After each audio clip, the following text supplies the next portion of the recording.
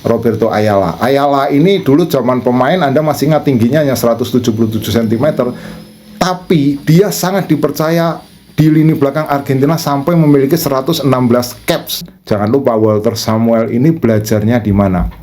Dia nggak belajar dari sekolah kepelatihan di Argentina, tapi dia belajar di Coverciano. Coverciano itu adalah sekolah kepelatihan di Italia. Yang nggak tersentuh kan Messi ya, karena Messi adalah figur.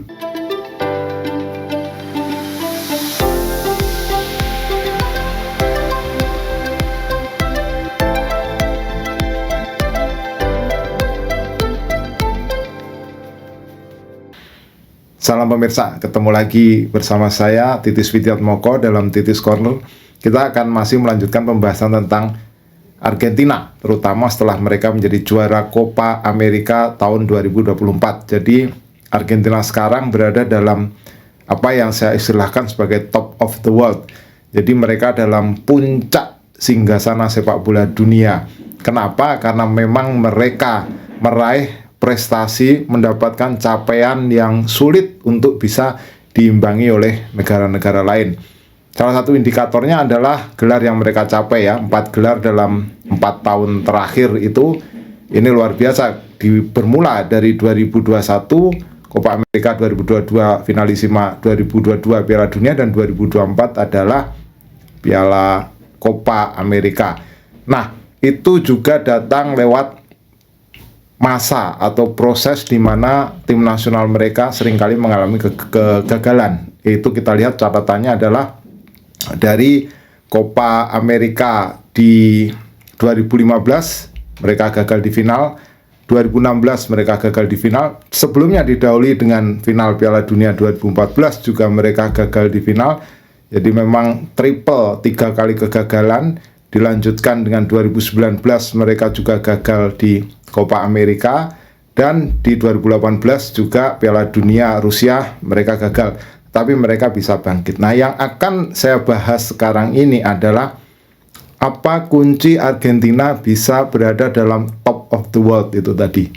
Apa saja yang sudah mereka lakukan. Nah, ini yang akan saya bahas. Yang pertama, tentu kita tidak bisa lepas dari project kontinuitasnya. Jadi kelanjutan, kesinambungan proyek yang dilakukan oleh pelatih Lionel Scaloni. Ini penting sekali ya. Pentingnya bagaimana? Nah, kita ingat bahwa mereka atau Scaloni ini mendapatkan mandat untuk melatih tim nasional Argentina di 2019 setelah menjadi asisten Sampaoli ya. Nah, 2019 mereka gagal, tetapi kemudian mereka sukses di 2021.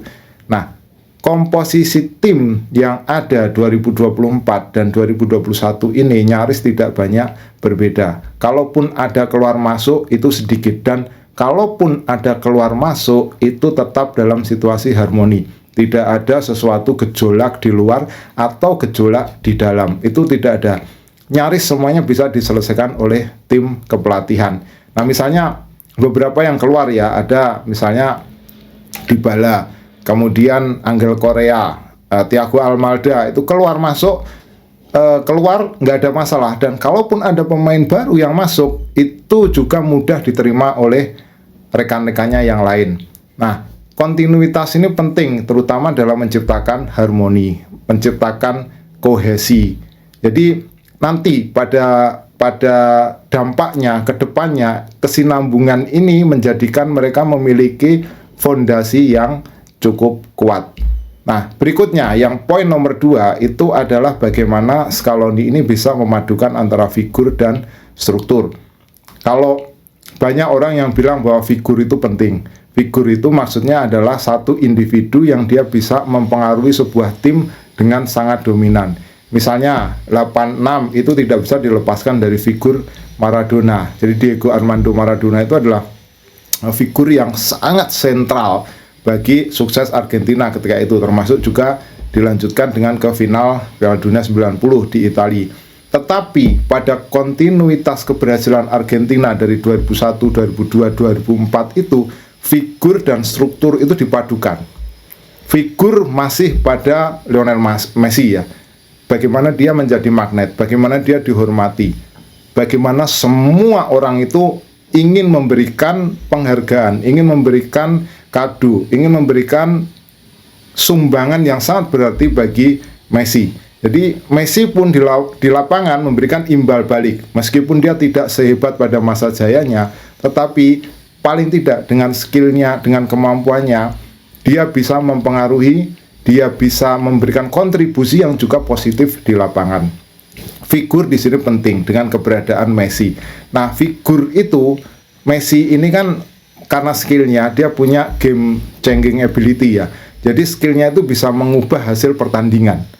Detil kecilnya bisa mengubah hasil pertandingan. Yaitu tampak di 2022 di Piala Dunia. Begitu pentingnya peran Messi, umpan-umpannya, umpan-umpan yang between the lines itu. Nah, itulah figur yang penting. Nah, figur itu juga memberikan inspirasi kepada rekan-rekannya. Tadi saya sudah bilang ya, semua ingin memberikan kepada Messi. Jadi figur itu selain kemampuan mengubah hasil, inspirasi, kemudian juga fun engagement. Jadi ada marketingnya, ada unsur marketingnya di situ. Orang membela Argentina, mencintai Argentina karena Messi ya. Anda lihat ketika Messi menangis, bagaimana seluruh dunia itu merasa ikut menangis, ikut terharu gitu.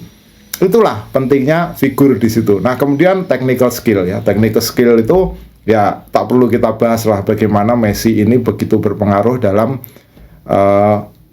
cara pandang orang, dalam bagaimana orang mencintai sepak bola. Berikutnya tentang struktur. Figur dan struktur itu penting ya. Struktur itu Scaloni berhasil menciptakan sebuah lingkungan yang memberikan support positif untuk Messi. Itu adalah struktur yang dibangun. Jadi ketika Messi tidak ada pun, mereka masih bisa tumbuh, mereka masih bisa perform. Jadi struktur itu menggaransi konsistensi, menggaransi adaptability, menggaransi kohesi, kemudian menggaransi sukses jangka panjang. Jadi selain ada figur, mereka atau Scaloni ini bisa membangun sebuah sistem yang luar biasa di luar dari Messi. Nah, bagaimana sistem itu dibangun? Nah, itu tidak lepas dari asisten pelatih dari Scaloni ini yang datang dari beragam latar belakang ya. Dan semuanya itu adalah bintang pada masa jayanya. Nah, saya akan mulai contoh dari Roberto Ayala. Ayala ini dulu zaman pemain, Anda masih ingat tingginya hanya 177 cm, tapi dia sangat dipercaya di lini belakang Argentina sampai memiliki 116 caps. Dia berasal dari latar belakang River Plate. Jadi dia bisa mendekati orang-orang yang datang dari latar belakang River Plate. Kemudian Walter Samuel. Walter Samuel itu julukannya adalah The Walls. Ya, Il Muro, jadi dinding. Sebagai back, dia jarang bisa ditembus pada masa jayanya. Latar belakangnya dari Newell Old Boys dan juga dari Boca Junior. Dia bisa mendekati pemain-pemain Boca Junior. Tingginya juga sebenarnya sedang-sedang saja, 183 cm untuk ukuran center back. Tapi dia dipercaya sampai 56 caps. Dan jangan lupa Walter Samuel ini belajarnya di mana? Dia nggak belajar dari sekolah kepelatihan di Argentina, tapi dia belajar di Coverciano. Coverciano itu adalah sekolah kepelatihan di Italia yang identitas Italia itu adalah identitas bertahan. Jadi itu yang ditularkan kepada timnya. Jadi Ayala, kemudian Samuel ini berperan dalam roh bertahan Argentina yang begitu bagusnya, begitu karangnya sehingga susah ditembus. Pablo Aimar ini kenapa bisa diambil ya? Dia latar belakangnya River Plate ya. River Plate. Kemudian yang penting dari Aimar ini adalah dia semasa menjadi pemain adalah orang yang diidolakan oleh Messi. Jadi Aimar ini orang yang bisa membimbing Messi. El Mago ya, julukannya, tukang sihir. Tapi memang performa di lapangan, kalau Anda masih ingat atau suka menonton pertandingannya Aimar, ini ya dia pemain yang sangat kreatif ya. Nah, berikutnya adalah Martin Tocali. Ini adalah pelatih khusus goalkeeper. Jangan lupa, pelatih ini sudah sangat mengenal Dibu Martinez. Itu dari Martinez main di bawah usia 17 tahun. Waktu itu Piala Dunia di bawah usia 17 tahun di Nigeria. Jadi sudah sangat lama mengenal Martinez, sehingga kemudian kohesinya tercipta. ya. Nah, itu tadi ya yang juga penting ya, figur dan struktur yang dilingkungi oleh komposisi asisten pelatih yang bagus. Nah, berikutnya adalah defense dan attacking yang sama-sama bagusnya.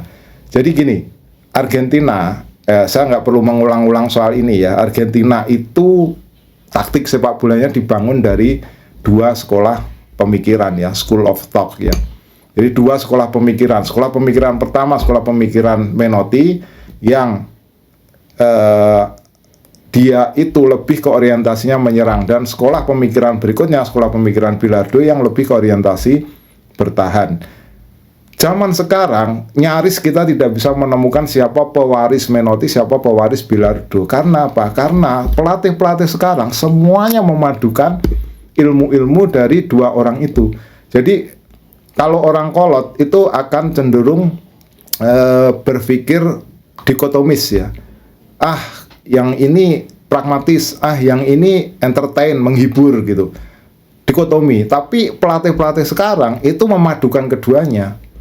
Memadukan sekolah pemikiran itu. Jadi seorang seperti Scaloni itu betul-betul belajar dari Pekerman, belajar dari Sampaoli, belajar dari Bielsa, belajar dari senior-senior mereka, belajar bagaimana mereka memadukan, bagaimana menyerang yang bagus, bagaimana bertahan yang bagus. Di Copa America ini Argentina hanya kebobolan 1 gol.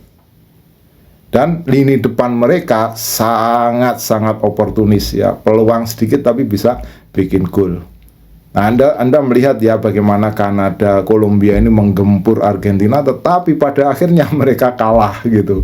Ya karena defense Argentina sangat kuat. Jangan lupa ada The Wall, ada si dinding Walter Samuel, ada Ayala. Ayala ini mengajari Lisandro Martinez karena posturnya hampir sama ya, 177. Bagaimana dengan postur kecil kamu harus bisa defense dengan bagus. Ayala ini capsnya 100 lebih. Jadi Lisandro belajar betul dari Ayala. Defense yang bagus, kemudian attacking yang bagus. Nah, ada sebuah kisah yang menarik ya, kisah yang menarik dari Inggris ya, ada namanya efek kupu-kupu. Ketika Brighton bertemu dengan Arsenal, Neil Maupay ya, Maupay ini mencederai Bernd Leno kiper Arsenal. Itu kejadiannya tahun 2020. Leno cedera, kemudian masuklah Emi Martinez menjadi kiper utama Arsenal, dan dari situ kemudian dibawa ke Argentina 2021. Jadi dari cederanya Leno oleh Maupay itu ada cerita, ada efek kupu-kupu yang membuat Argentina bisa menjadi juara dunia. Karena Emi Martinez ini adalah orang yang sangat penting bagi pertahanan tangguh Argentina. 4 kali adu penalti ya, menang terus. Nah, berikutnya yang juga tidak kalah penting adalah fleksibilitasnya dan juga kedalaman skuadnya. Fleksibilitas itu apa? Fleksibilitas itu jadi mau pakai cara ini, mau pakai cara A, mau pakai cara B, mau pakai cara C, mereka tetap nyaman dalam permainan. Mereka tetap bisa mengendalikan permainan dan orientasi resultnya juga terlihat.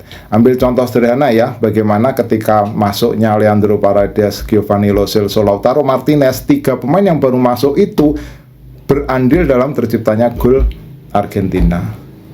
Kedalaman skuad. Jadi hampir di setiap lini mereka memiliki kualitas pemain yang sama. Nahuel Molina, Gonzalo Montiel, di back tengah Romero, Lisandro Martinez, backupnya German Petzela, Otamendi, Lucas Martinez Quarto, back kiri Tagliafico, Acuña, sama kualitasnya sama ya, di tengah pilihannya banyak sekali ya. Ada Guido juga yang jarang main, ada Lo Celso juga, ada Paredes, semua bisa memberikan kemampuan yang sama dengan pemain intinya Enzo Fernandez dengan Rodrigo De Paul dan juga Alexis McAllister. Dan di depan juga Julian Alvarez, Lautaro Martinez ya bingung mau milih yang mana karena sama-sama bagus. Nico dengan Di Maria juga sama-sama bagusnya. Yang nggak tersentuh kan Messi ya, karena Messi adalah figur yang begitu pentingnya bagi Argentina. Nah, yang poin terakhir yang paling penting adalah mereka juga menyiapkan regenerasi. Jadi pelapisnya itu disiapkan. Jadi kalau kita lihat di yang sekarang ini kan ada Carboni, ada Facundo Buonanotte, ada Beltran, kemudian ada Valentin Barco. Anak-anak muda itu sudah disiapkan untuk menggantikan mereka yang nanti akan mundur gitu.